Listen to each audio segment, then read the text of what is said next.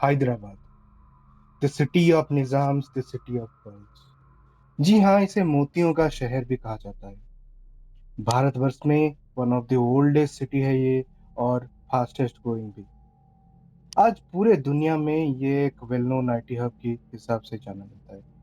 इस भीड़ भाड़ भरी दौड़ती भागती शहर की जिंदगी में उस दिन सनसनी सी मच गई जब वहां एक घर से 3 लोगों की खून से लटपट हुई लाश मिली। आप लोग ये सोच रहे होंगे कि ये तो कोई नॉर्मल सी मर्डर केस भी हो सकती है। तो मैं आपको बता दूं, जी नहीं, ये कोई नॉर्मल आम से दिखने वाली मर्डर केस नहीं थी। क्योंकि इस केस में कुछ ऐसे पहलू थे जो इस तरफ इशारा कर रही थी कि इसमें जरूर कुछ पैरानॉर्मल इन्वॉल्व है। तो क्या था किस्सा? जानने के लिए देखते रहिए इस वीडियो को अंत तक। Stay tune. आज से लगभग 20 साल पहले उस रात को हल्की सी बारिश हो रही थी, कुंदनबाग की एक posh residential area at the city of Hyderabad. दिन भर के भागदौड़ के बाद लोग अपने अपने घर में सो रहे थे। बारिश के चलते कॉलोनी की रोड्स पूरी तरह सुनसान हो चुकी थी। तभी धीमे कदमों से कोई एक आदमी उस कॉलोनी में मौजूद दीवार फांदकर एक घर में घुसा। वो एक चोर था।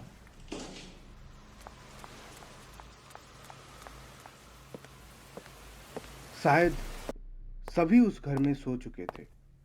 धीमी कदमों से, पूरी सावधानी के साथ वो ड्राइंग रूम क्रॉस करके मिस मास्टर बेडरूम में घुसा। पर उस रूम में लगे नाइट बल्ब की रोशनी में उसने ऐसा कुछ देखा जिसे देख के उसके कदमों के नीचे की जमीन खिसक गई। उसने देखा बेड पे 3 लाश खून से सनसनी हुई पड़ी थी। एक मिडिल एज्ड वुमेन और 2 बच्ची 10 से 15 साल के बीच। वह मंजर देख के उसके दिमाग से चोरी की इंटेंशन कहीं चली गई। उसने फौरन घर से निकला और दौड़ते हुए कॉलोनी से बाहर निकल गया। कुछ देर दौड़ने के बाद वो एक जगह पे रुका। उसकी सांस फूल रही थी। उस घर का खूनी मंजर अभी भी उससे दिमाग से निकल नहीं रहा था। वो बुरी तरह से डर से कांप रहा था। उसने किसी तरह एक अननोन नंबर से पुलिस को फ़ोन लगाया और बस ये कह के फ़ोन कट कर दिया कि सर, उस घर में 3 लाश पड़ी हुई है। क्योंकि वो एक हाई प्रोफाइल इलाका था तो लोकल पुलिस ने देर ना करते हुए उसी रात को ही चोर की बताई हुई घर पे पहुंचे और उनको वहां से 3 लाश मिली। अगले ही दिन फॉरेंसिक डिपार्टमेंट से रिपोर्ट आ गई थी जो बता रहा था कि उन तीनों की डेथ करीब करीब 6 महीने पहले ही हो चुकी थी। और रिपोर्ट्स में ऐसा भी कुछ मेंशन नहीं था जिससे कि शक मर्डर की ओर जाए। हद तब हो गई जब पुलिस ने इंक्वायरी आगे बढ़ाया और आसपास के घरों में रहने वाले लोगों से बात की। लोगों ने जब इस मौत के बारे में सुना तो उन्हें यकीन नहीं हुआ। कुछ समझ नहीं आया उन्हें, क्योंकि वो तो रोज उन तीनों को देख रहे थे। एक्चुअली जो मिडिल एज वुमेन था वो दोनों बच्चों की माँ थी।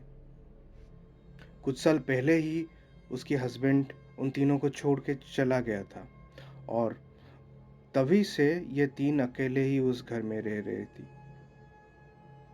लोगों ने ये भी बताया कि वो कभी अपने घर से बाहर भी नहीं आती थी। अक्सर दोनों बहनें अपने घर की बालकोनी से खड़े होकर घंटों तक सामने देखती रहती थी।